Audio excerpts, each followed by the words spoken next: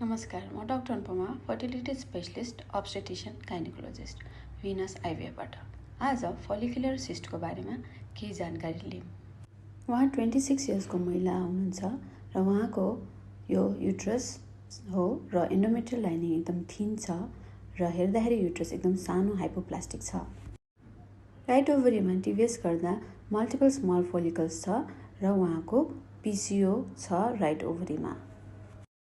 Left ओभरीमा देख्न सक्नुहुन्छ उहाँको एउटा सिम्पल सिस्ट छ, 4x3 सेन्टिमिटरको फोलिकुलर सिस्ट हो यो। पिसिओको प्रब्लम भएकोले उहाँको कहिले ओभुलेसनमा समस्या हुन्छ भने कहिले फोलिकुलर रप्चरको समस्या हुन्छ, जसले गर्दा उहाँको पटक पटक फोलिकुलर सिस्ट बन्छ।